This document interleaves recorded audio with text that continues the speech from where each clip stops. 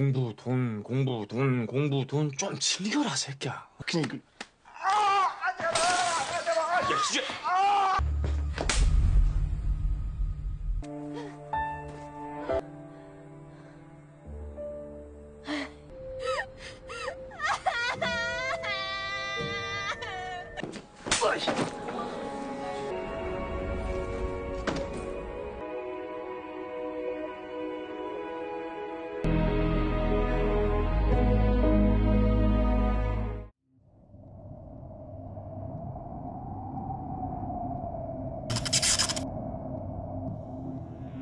Drama Korea terbaru yang berjudul The Impossible Hair menceritakan tentang perjuangan pria dingin dan cuek kayak bebek yang mempunyai kisah menyedihkan bernama Han Tae-oh. Suatu hari, Han Tae-oh tengah menaiki kendaraan umum untuk pergi ke tempat kampung halaman ibunya. Sesampainya di kampung halaman, Han Tae-oh mengecek rumah amburadul yang akan dibeli olehnya. Penjual rumah terus menanyakan alasan Han Tae-oh yang ingin tinggal sendirian, bahkan menanyakan keberadaan orang tuanya. Karena Han Tae-oh sangat dingin, ia hanya menjawab kalau orang tuanya sudah meninggal.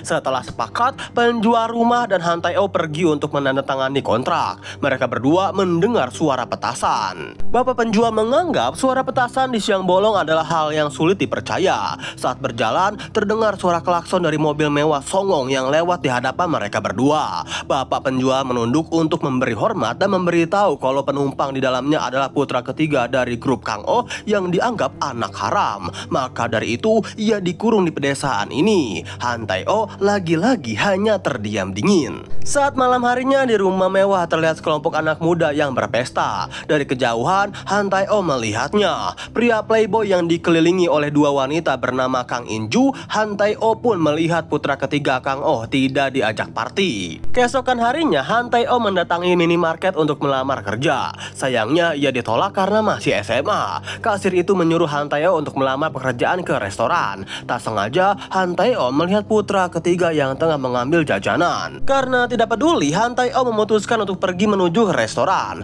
dan ia pun diterima bekerja di sana. Saat akan pergi, lagi-lagi Han Tae-oh melihat putra ketiga yang selalu mengikutinya kemanapun ia pergi. Saat Han Tae-oh membeli palu dan pergi lagi, putra ketiga itu memanggilnya. Putra ketiga bernama Kang In-ha. Ia merasa tidak suka karena Han Tae-oh sangat memperhatikannya saat mengambil jajanan di minimarket. Han Tae-oh menjawab kalau seharusnya Kang In-ha malu walaupun tak ditegur pemiliknya. Mendengar jawaban itu, Kang In-ha mengatakan kalau dirinya melakukannya dengan sengaja. Tidak mau berurusan panjang, Han Tae-oh berjalan meninggalkannya. Langkahnya dihentikan oleh Kang In-ha yang meminta Han Tae-oh untuk meminta maaf karena menurutnya sudah kasar. Tapi Han Tae-oh menolaknya. Ia hanya memberikan saran dan memutuskan untuk pergi. Saat tengah berlatih tarung, Kang In-ha teringat saran dari Han Tae-oh. Curilah sesuatu yang besar jika kamu mau diperhatikan, bukan menjadi sampah yang tak berguna. Keesokan harinya, Kang In-ha berada di sekolah. Pak guru memasuki kelas untuk mengumumkan kalau mereka kedatangan murid baru. Yang ternyata murid baru itu adalah Han Tae-oh. Setelah memperkenalkan diri, Pak guru menyuruhnya untuk duduk. Perhatian Kang In-ha dan teman-temannya tertuju kepada Han Tae-oh karena ia termasuk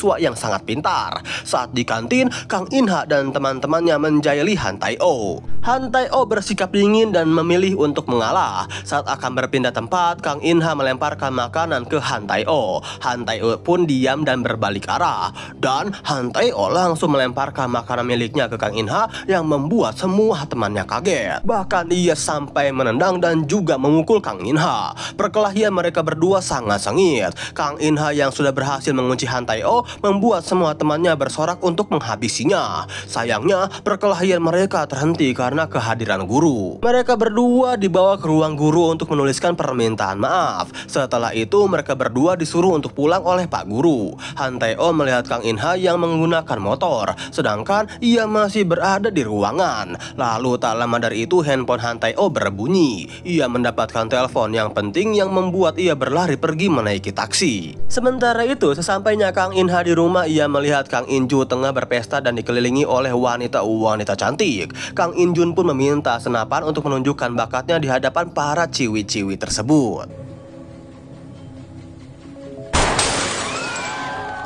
Sesampainya di kuil, Han Tae-oh memanggil ibu kepada seorang biksu di sana dan memohon untuk segera pergi. Lalu Han Tae-oh mengantar ibunya ke terminal untuk pergi ke tempat lain. Han Tae-oh teringat perkataan dari seseorang yang saat itu menelponnya. Ternyata seorang itu adalah ayah tirinya yang dipenjara. Ayahnya mengancam akan membunuh Han Tae-oh dan ibunya sesudah keluar dari penjara. Bahkan para anak buahnya tengah mengincar mereka. Setelah bus itu pergi, Han Tae-oh mengunjungi pusat latihan bela diri. Terdengar suara motor yang ternyata Kang In-ha datang. Ia menanyakan maksud kedatangan Han Tae-oh ke pusat pelatihan untuk menghajarku. Han Tae-oh menjawab, apa mereka mengajarkan cara membunuh orang? Aku membutuhkan keahlian itu. Kang In-ha hanya geleng-geleng menganggap Han Tae-oh itu orang gila. Kang In-ha menawarkan dirinya sebagai pelatih Han Tae-oh dengan syarat ia harus bisa mengalahkannya. Mereka berdua masuk ke dalam. Han Tae-oh dan Kang In-ha menggunakan alat pelindung. Mereka berdua saling berkelahi di atas ring. Pergerakan Kang In-ha tidak dapat dihindari oleh Han Tae-oh. Saat Han Tae-oh melihat ke arah Kang In-ha, dirinya teringat kepada ayahnya yang selalu menyiksanya saat balita, membuat Han Tae-oh menjadi emosi dan menyerang Kang In-ha secara brutal. Kang In-ha meminta agar Han Tae-oh menghentikannya, merasa ia akan membunuhnya. Melihat Han Tae-oh yang emosi, Kang In-ha tertarik berteman dengan Han Tae-oh. Sepulang dari tempat pertarungan, Kang In-ha mengajak Han Tae-oh untuk berteman, tapi Han Tae-oh menolaknya. Ia tersadar kalau dirinya harus mempunyai seorang teman. 친구? Keesokan harinya saat di sekolah, Kang In-ha tengah berbincang dengan teman-temannya. Ia didatangi oleh temannya yang lain untuk mengajaknya menggosip. Ia menggosipi ayah Han Tae-oh yang berada di penjara karena kasus percobaan pembunuhan. Lalu Kang In-ha berdiri. Ia tidak suka temannya yang menggosipi Han Tae-oh. Kang In-ha mendekati Han Tae-oh untuk mengajaknya pergi dan mengabaikan temannya. Tapi Han Tae-oh tidak merasa terganggu. Ia pun pergi ke rooftop untuk mendengar lagu. Kang In-ha menyusulnya dan Han Tae-oh memberitahu kalau gosip yang beredar itu benar. Berawal dari KDRT yang membuat ayah tirinya di penjara, Han Tae-oh mengajak Kang In-ha untuk berteman dengannya untuk saling membantu membereskan keinginan besarnya. Sebagai gantinya, Han Tae-oh juga membantu Kang In-ha untuk mendapatkan keinginannya. Mendengar itu, Kang In-ha hanya tertawa, menganggap Han Tae-oh tengah bercanda karena bagi Han Tae-oh dirinya mempunyai kekuatan yang paling kuat, yaitu keputusasaan. Kang In-ha pun menanyakan apa aku bisa masuk ke Universitas Hanguk bersamamu. Lalu Han Tae-oh menjawab, otakku dengan kepintaran di atas rata-rata di negeri ini bahkan di benua ini bisa membantumu.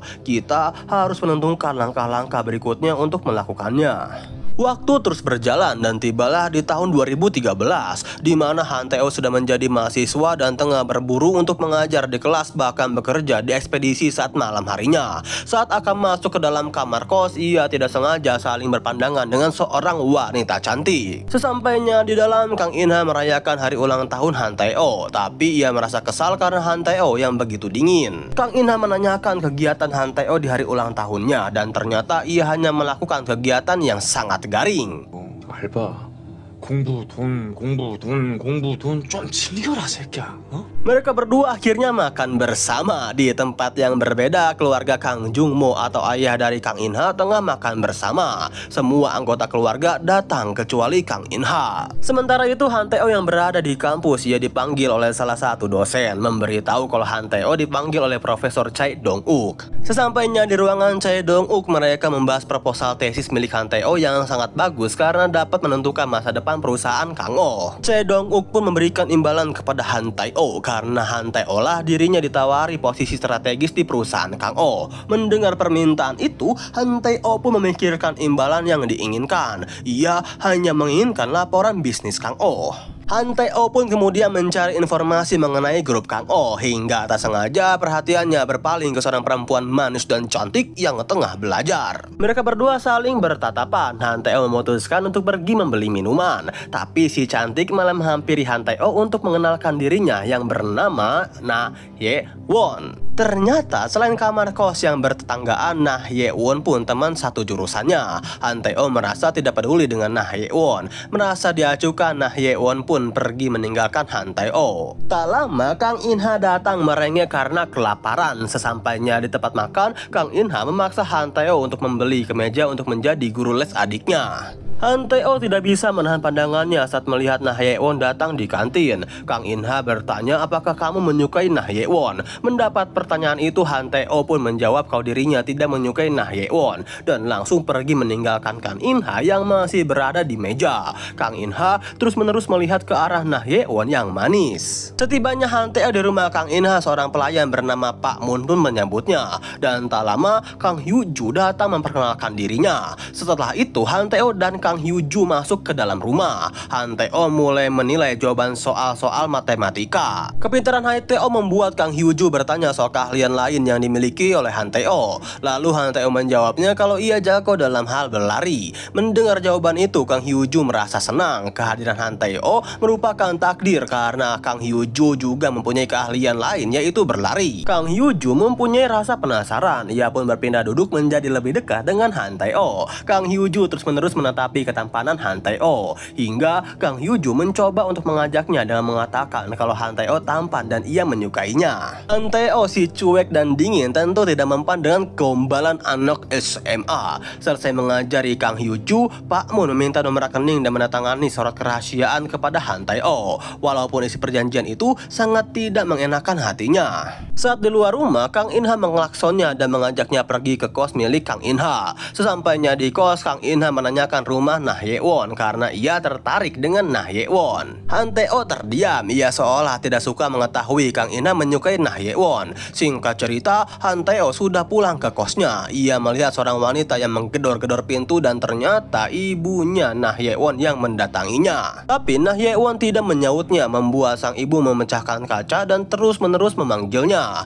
Nah Ye-won yang kesal, ia berdiri dan mencoba untuk pergi dari ibunya. Tapi langkahnya terhenti karena sang ibu menarik dan mendorong kepala Nah Ye-won. Han Tae-oh yang melihatnya pun dimarahi. Ia memutuskan untuk masuk ke dalam kamarnya. Setelah keributan itu selesai, Han Tae-oh keluar dari kamarnya dan melihat Nah Ye-won yang berjalan-jalan sendiri. Dan tiba-tiba saja hujan turun. Han Tae-oh langsung pergi membawakan payung dan mengajak Nah Ye-won minum bir. Keesokan harinya, pekerja kantor bernama Cho Hyuk-jin memberikan laporan hasil memata-matai kegiatan anaknya yang selalu diawasi kepada Kang Jung-mo. Kang Jung-mo tidak suka karena melihat anak-anaknya sengaja bermalas-malasan padahal mereka akan menjadi pewaris perusahaan Kang Oh. Ternyata di balik itu semua, Jang Gum-seok mengetahui rencana itu. Ia mendatangi Kang In-ha yang berada di kos untuk menandatangani surat perjanjian melepaskan hak warisnya. Sebagai gantinya, Kang In-ha akan selalu mendapatkan uang jajan yang banyak seperti yang ia terima sekarang. Kang In-ha teringat rencana yang dibuatnya dengan Han Tae-oh. Jika Kang In-ha ingin masuk ke perusahaan, ia harus menandatanganinya.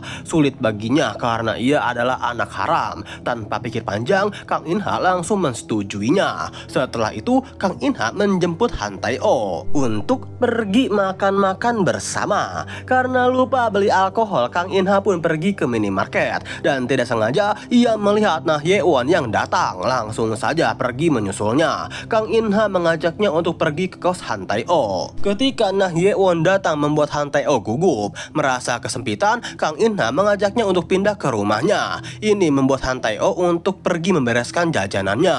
Nah Ye-won berbohong kepada Kang In-ha kalau dirinya ingin pergi ke toilet. Ia menghampiri Han Tae-oh yang sangat gugup. Nah Ye-won tertawa manis saat melihat Han Tae-oh yang gugup. Mereka bertiga akhirnya pergi dan menikmati alkohol. Kang In-ha basa-basi dan langsung saja mengajak Nah Ye-won berpacaran dengannya. Melihat Kang In-ha yang menurutnya sombong dan juga Nah Ye-won yang sibuk, ia pun menolaknya. Kang In-ha pantang menyerah. Ia lagi-lagi mencoba mengajak Nah Ye-won berpacaran. Tapi Nah Ye-won menegaskan kalau dirinya menolaknya dan sudah membuatnya tidak nyaman. Kang In-ha tidak mempermasalahkan dan mengajaknya bersulang. Setelah menikmati alkohol dan makan-makan, Kang In-ha memberitahu kalau Nah Ye-won adalah wanita yang sulit didekati. Nah Ye-won dan Han Tae-oh akhirnya berpamitan pergi. Di dalam bus, Nah Ye-won mengajak Han Tae-oh untuk minum-minum bersama dan saling curhat. Han Tae-oh menanyakan alasan Nah Ye-won mengajaknya berbincang-bincang berdua. Yang ternyata Nah Ye-won merasa kalau dirinya mempunyai kemiripan dengan Han Tae-oh. Dengar itu, Han Tae-oh menutupi ekspresi bapernya. Yang ternyata kemiripan yang dimaksud itu adalah saling membantu kepada Kang In-ha sampai ke masa emasnya. Nah Ye-won meminta bantuan kepada Han Tae-oh. Han Tae-oh menolaknya, namun ia tidak akan menghalangi Nah Ye-won dengan tujuannya. Dan tak lama ia berpamitan untuk pergi. Di perjalanan, Han Tae-oh terus terbayang-bayang dan melihat minimarket, mengingat saat itu itu dirinya tengah minum bersama dengan Nah Ye-won. Sesampainya di kos, Han Tae-oh melihat Kang In-ha yang tengah makan mie. Ia sudah menunggu lama sembari memakan mie untuk menemani Han Tae-oh turu. Di tempat yang berbeda, Kang Jung-mo tengah makan bersama dengan keluarganya. Tiba-tiba Kang Hyo-joo ingin mengundang Kang In-ha makan bersama di hari Sabtu. Keinginan Kang Hyo-joo membuat semuanya menjadi melihat ke arahnya. Lalu Kang In-ju merasa keberatan dengan keinginan Kang Hyo-joo. Lalu Kang Hyo-joo menjawabnya jika Kang In-ha masih bagian dari keluarga mereka. Mendengar perkataan Kang Hyo-joo, terjadilah perseteruan antara kakak pertama dengan adik bungsu yang membuat Jang Gum-seok selaku ibu mereka melerai keributan mereka. Kang Hyo-joo memaksa hingga merengek ke Kang Jung-mo untuk mengabulkan permintaannya. Mendengarnya si bungsu, akhirnya Kang Jung-mo menyuruh Pak Moon untuk menghubungi Kang In-ha. Ini membuat Kang Hyo-joo bahagia. Setelah makan bersama selesai, Jang Gum-seok meminta kepada Kang Jung-mo untuk membatalkan undangan ke Kang In-ha karena takut Kang In-ha terus-menerus datang. Kang Jung-mo pun menjawab jika apapun keputusannya, dirinya tak perlu izin dari siapapun. Bahkan dirinya sudah menciduk apa yang dilakukan Jang Gum-seok dengan menyuruh Kang In-ha agar menandatangani surat pengabaian waris. Jang Gum-seok terus-menerus memberikan bacotan panjang. Kang Jung-mo tidak memperdulikannya. Ia langsung menelpon Kang In-ha untuk memintanya datang ke acara makan bersama pada hari Sabtu. Jang Gum-seok melihat tingkah suaminya membuatnya marah. Kang In-ha merasa senang karena sang ayah sudah menelponnya. Han Tae-oh ikut senang karena dirinya sudah menduga kalau Kang Jung-mo akan menelponnya. Han Tae-oh memberikan pesan kalau Kang Jung-mo adalah tipikal orang yang berdarah dingin. Jang Gum-seok sering seenaknya dan membuat Kang Jung-mo marah. Namun kebaikan Kang Jung-mo kepada Kang In-ha tidak akan bertahan lama. Untuk itu Han Tae-oh menyuruh Kang In-ha untuk fokus dengan tujuan mereka. Han Tae-oh menyuruh Kang In-ha untuk bersikap lugu di depan keluarganya. Di kantor Kang Oh, Cho Hyuk-jin tengah dimarahi oleh Kang Jung-mo yang sudah mengkhianatinya dengan melakukan pergerakan rahasia di belakangnya. Cho Hyuk-jin meminta maaf sembari mengepalkan tangannya. Kang Jung-mo memberitahu rahasia kalau perusahaan Kang Oh akan bekerja sama dengan perusahaan Militon. Jika rahasia ini bocor, maka ia akan mengetahui dari siapa itu sumbernya. Cho Hyuk-jin yang sudah bekerja sama selama 19 tahun dengannya, ia diberikan kepercayaan oleh Kang Jung-mo untuk mengurusi perusahaan Militon. Di tempat yang berbeda, Chae Dong-uk tengah didatangi oleh Kang Seong-ju, yaitu adik dari Kang In-ju yang tengah melihat isi proposal. Ia sangat senang karena merasa jika keinginannya menjadi pewaris perusahaan semakin dekat. Kang Seong-ju tengah mengurusi surat pengunduran diri dari Chae Dong-uk karena dirinya akan diberikan jabatan strategis dan lebih menggiurkan di perusahaan Kang Oh. Sementara itu, setelah mengantarkan Han Tae-oh, Kang In-ha ditelepon oleh Kang Hyo-joo yang mabales dan menyuruh Kang In-ha membawa hadiah sebagai hutang karena telah berhasil membujuk ayahnya agar mengajak Kang In-ha makan bersama. Lalu ia meminta Kang In-ha datang ke sebuah hotel. Wow, mau apa nih? Tapi mendengar perkataan Kang Hyo-joo, Kang In-ha merasa kecewa. Sesampainya Kang In-ha bertemu dengan Kang Hyo-joo, ia bersikap seolah-olah tidak ada hal yang membuatnya kecewa. Kang In-ha menanyakan kabar dari Kang Hyo-joo yang sudah lama tidak bertemu dan berbincang soal Kang Hyo-joo yang mabales. Dan tiba-tiba Kang In-ha kaget saat pelayan yang melayani dirinya adalah Nah Ye-won yang saat itu menolak cintanya. Kang Hyo-joo yang mengetahui Kang In-ha mengenalnya, ia pun menanyakan Han Tae-oh dan menyuruh Nah Ye-won untuk tidak mendekati Han Tae-oh. Nah Ye-won menjawab kalau dirinya juga tidak suka melihat Han Tae-oh dekat-dekat dengan wanita lain. Bahkan tingkah Kang Hyo-joo semakin menyebalkan karena ia memesan janjang meong yang tidak ada di menu. Walaupun Nah Ye-won kesal, ia berusaha untuk bersikap ramah dan menerima pesanan itu. Kang In-ha menyadari kalau adiknya tengah cemburu karena melihat Nah Ye-won lebih cantik darinya. Setelah selesai bertemu adiknya, Kang In-ha merasa tidak enak dengan Nah Ye-won karena sikap Kang Hyo-joo yang nyebelin. Kang In-ha mendatangi Nah Ye-won untuk meminta maaf dan mengajak Nah Ye-won untuk mengantarnya pulang setelah kerjaannya selesai. Tapi lagi-lagi menolak tawaran Kang In-ha dengan memberi alasan kalau dirinya terlalu sibuk untuk pacaran dan tidak bisa mempercayai orang lain. Perkataan Nah Ye-won membuat Kang In-ha percaya diri kalau nanti Nah Ye-won pasti bisa mempercayai dirinya. Singkat cerita, Han Tae-oh pulang dari bekerja. Ia menaiki bus dan tak sengaja bertemu dengan Nah Ye-won. Mereka Mereka berdua hanya saling menatap dan Han Tae-oh menyuruh Nah Ye-won untuk tidak bertanya karena dirinya ingin tidur. Keesokan harinya di saat hari undangan itu tiba-tiba Kang In-ha mendatangi rumahnya dan ia berpapasan dengan Kang In-ju yang mengatakan kalau Kang In-ha sama seperti bau selokan penuh sampah. Kang Hyo-ju yang tiba-tiba berada di situ membuatnya marah karena ia dianggap Kang In-ju seperti berandal sambil mendorong-dorongkan kepalanya. Kang Hyo-ju yang emosi langsung saja menggigit jari Kang In-ju sampai botol yang dibawanya terjatuh dan berdarah. Keributan itu membuat isi rumah keluar termasuk Jang Geum-seok langsung menyalahkan Kang In-ha karena kehadirannya membuat rumah menjadi gaduh dan menyuruh Kang In-ha untuk pergi. Yang ternyata istri Kang In-ju baru mengetahui keributan yang terjadi dibuat sengaja oleh Kang In-ju agar Kang In-ha tidak ikut makan bersama. Han Tae-oh menyusul Kang In-ha yang sedang sedih di pantai karena merasa selalu diperlakukan jahat oleh keluarganya sendiri. Han Tae-oh yang mengetahui perasaan Kang In-ha berusaha untuk menyemangatinya dan meminta untuk jangan menyerah. Karena sekarang Kang Sung-ju sudah mengambil proposal milik Han Tae-oh, yang artinya rencana mereka baru saja mulai berjalan. Di tempat yang berbeda, Kang Jung-mo tengah makan bersama. Kang Hyo-ju yang melihat ke arah satu kursi kosong merasa tidak ada satupun dari mereka peduli dengan Kang In-ha, membuatnya menjadi emosi. Anak pertama dari si bungsu lagi-lagi saling berdebat. Sang ayah melerai keributan mereka membuat Kang Hyo-ju langsung berdiri untuk mengatakan jika keluarganya merupakan sekumpulan orang jahat psikopat ganas. Jang Geum-seok menyuruh Kang Hyo-ju untuk duduk dan makan, tapi ia menolaknya untuk pergi menuju kamarnya. Melihat Kang Hyo-ju ngambek, Jang Geum-seok langsung menyusul Kang Hyo-ju. Sedangkan Kang Jung-mo di meja makan bertanya kepada Kang In-ju soal alasan kenapa dirinya berani mengusir Kang In-ha, karena itu sama saja dan menghina Kang Jung-mo di rumahnya sendiri. Sementara itu Jang Geum-seok datang ke kamar Kang Hyo-ju langsung menampar Kang Hyo-ju dan kemudian berkata jika apa yang Kang Hyo-ju ucapkan adalah tindakan yang seperti kanak-kanak. Setelah itu Jang Geum-seok menemui Pak Mun untuk bertanya perubahan perilaku Kang Hyo-ju yang akhir-akhir ini peduli dengan Kang In-ha. Pak Mun mengatakan perubahan Kang Hyo-ju karena tutor matematika barunya yaitu Han Tae-oh. Han Tae-oh sendiri adalah temannya Kang In-ha. Tak lama dari situ salah satu pembantu datang untuk memberitahunya jika ada masalah baru yaitu Kang Hyo-ju kabur dari rumah. Mendengar hal itu Jang Geum-seok menyuruh pembantunya untuk diam agar masalah ini tidak sampai ke suaminya. Kang Hyo-ju kini terlihat berada di luar rumah berjalan seorang diri. Ia menolak telepon dari ibunya dan bukannya menghubungi Kang In-ha, dirinya malah menghubungi Han Tae-oh untuk bertemu dengannya.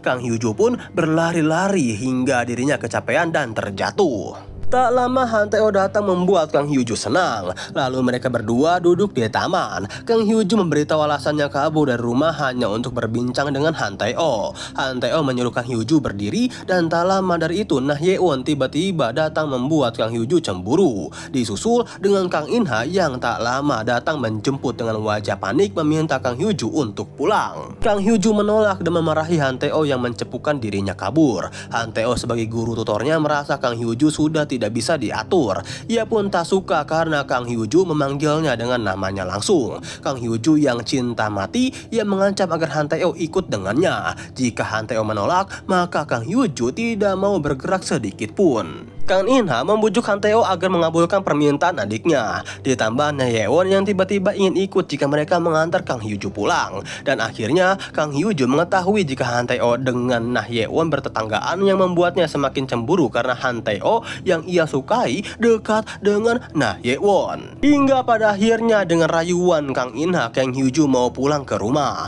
Han Tae-oh mendapatkan pesan kalau pekerjaannya sebagai guru tutor matematika Kang Hyo-ju sudah diputus. Han Tae-oh pun tidak memperdulikan masalah itu dan ia memutuskan untuk pergi ke minimarket yang tak lama Nah Ye-won datang untuk mengajaknya mengobrol tentang permasalahan masa depan yang dikhawatirkan. Han Tae-oh meminta agar Nah Ye-won tidak memikirkannya. Keesokan harinya Kang Hyo-ju diberitahu oleh salah satu pembantunya kalau guru tutor matematikanya sudah diganti, membuat Kang Hyo-ju menjadi galau. Ia berbohong dengan mengatakan akan berangkat ke sekolah. Di perjalanan sang supir menyarankan Kang Hyo-ju untuk istirahat dan tidak usah berangkat sekolah. Kang Hyo-ju pun setuju dan langsung turun berlari yang membuat Pak supir panik karena ia takut dibunuh oleh Kang Jung-mo jika dirinya berbohong. Kang Hyo-ju mencegat taksi untuk menemui Han Tae-oh di kampusnya. Sesampainya di kampus, seperti biasa Han Tae-oh bersikap dingin dan menyuruh Kang Hyo-ju untuk pulang. Kang Hyo-ju yang gemes karena sudah tidak bisa menahan perasaannya, ia mengatakan kalau dirinya menyukai Han Tae-oh. Tetapi Han Tae-oh malah menjawab jika dirinya hanya menganggap Kang Hyo-ju murid biasa. Kasihan deh lu, Cil. Kang Hyo-ju lagi-lagi galau. Untuk menutupi rasa gengsinya, Kang Hyo-ju pun berbohong untuk mengatakan jika dirinya baru teringat akan perbedaan kasta di antara pekerja dan majikannya. Tetapi saat di dalam mobilnya, Kang Hyo-ju menangis kejar membuat Pak supir kebingungan. Nah, Ye-won yang saat itu melihat Han Tae-oh bersama Kang Hyo-ju, ia bertanya-tanya kepada Han Tae-oh kenapa tak memanfaatkan Kang Hyo-ju sebagai alat untuk tujuan Han Tae-oh semakin berjalan lancar. Han Tae-oh menjawabnya jika dirinya bukanlah orang seperti itu, dan ia langsung pergi meninggalkan Nah Ye-won. Tanpa disadari, perkataan mereka berdua didengar oleh Kang In-ha yang membuat dirinya bertanya-tanya apa tujuan Nah Ye-won yang sebenarnya. Scene berganti ke tempat Dugem dengan diperlihatkan ibunya Nah Ye-won yang sedang melayani pesanan. Ibu Nah Ye-won yang matre, ia tengah kebingungan untuk meminta uang kepada Nah Ye-won hingga dirinya tak sengaja melihat pekerja lain mengangkut kardus yang berisi uang yang begitu banyak. Ia memata-matai hingga saat semuanya lengah, ibu Nah Ye-won masuk ke dalam ruangan untuk mengambil segepok uang dan kabur. Sementara itu, Nah Ye-won yang baru saja selesai kelas di kampusnya, tiba-tiba dirinya didatangi 3 preman masuk ke dalam kelas untuk menagih uang 50 juta won yang sudah dicuri oleh ibunya. Nah Ye-won menjawab kalau dirinya tidak mempunyai ibu. Tak sebagai bos, preman terus menagih. Karena Nah Ye-won tidak mau terusik, ia meminta agar para preman cari dan langsung menagih ke ibunya. Karena kalau tidak, maka Nah Ye-won akan pergi ke polisi dan membuat laporan. Para preman mengejar untuk menangkap Nah Ye-won hingga bos Tak menamparnya. Tanpa ada rasa takut, Nah Ye-won membalasnya. Karena bos Tak sudah emosi, ia pun melawan. Tapi kehadiran Han Tae-oh berhasil menahannya hingga mereka pun kemudian pergi karena keamanan kampus datang. Bos Tak mengancam akan menunggu Nah Ye-won di rumahnya. Han Tae-oh menarik Nah Ye-won karena ia mengkhawatirkan Nah Ye-won kenapa-napa. Tapi Nah Ye-won meminta agar Han Tae-oh tidak mengkhawatirkannya karena dirinya sama sekali tak takut karena ia sama sekali tidak bersalah, dan meminta Han Tae-oh untuk tidak ikut campur dalam masalahnya. Berita Nah Ye-won ditampar oleh preman pun sampai ke telinga Kang In-ha yang tengah bermain basket. Kang In-ha terus mencoba menelepon Nah Ye-won tapi tidak diangkat olehnya. Saat di jalan pulang, Han Tae-oh terdiam. Ia merasa dirinya cemas hingga ia kembali lagi menemui Nah Ye-won. Kang In-ha langsung memeluk Nah Ye-won. Ia mengatakan kalau dirinya sangat mencemasinya. Dan tak lama Kang In-ha langsung menyosor bibirnya untuk menikmati ciuman mesra. Ada-ada aja, cok. Han Tae-oh yang melihatnya, ia hanya bisa terdiam menahan rasa terbakar cemburu. Lalu Han Tae-oh pun akhirnya pergi. Di perjalanan ia merasa mempunyai rasa sampai membawa dirinya menjadi galau brutal. Hingga setibanya di kos, Nah Ye-won membawa barang-barangnya untuk menginap di kos Kang In-ha. Han Tae-oh yang mengetahui itu, ia pun turun dari bus dan berlari cepat menemui Nah Ye-won. Han Tae-oh akhirnya menahan Nah Ye-won untuk tidak pergi dan mengungkapkan perasaan kalau ia menyukai Nah Ye-won. Tapi Nah Ye-won tidak memberikan lampu hijau karena ia merasa sikap dingin Han Tae-oh seperti tidak pernah memperdulikannya. Nah Ye-won pun pergi meninggalkan Han Tae-oh sendirian. Sesampainya di kos, Han Tae-oh terbayang-bayang perkataan dari Nah Ye-won. Dan tak lama suara ketuk pintu itu terdengar dari Nah Ye-won yang tiba-tiba datang. Han Tae-oh sangat kebingungan antara harus memperdulikan Nah Ye-won atau melanjutkan rencananya bersama Kang In-ha. Setelah mengangkat telepon dari Kang In-ha, ia lebih memilih untuk melanjutkan rencananya hingga berjalan ke 5 tahun kemudian. Kang In-ha sudah berada di dalam perusahaan Kang Oh sebagai bawahan harus menyambut Kang Jong-mo dan Kang Sang-ju. Saat Kang In-ha tengah menunduk untuk memberikan hormat, Che Dong-uk sebagai petinggi, ia mengenalkan salah satu anggota tim pimpinan global yaitu Han Tae-oh sebagai penulis pidato yang akan dibacakan oleh Kang Jong-mo. Dan scene ini pun sekaligus menutup alur cerita drama Korea yang berjudul Impossible Hair episode yang pertama sampai episode yang kedua.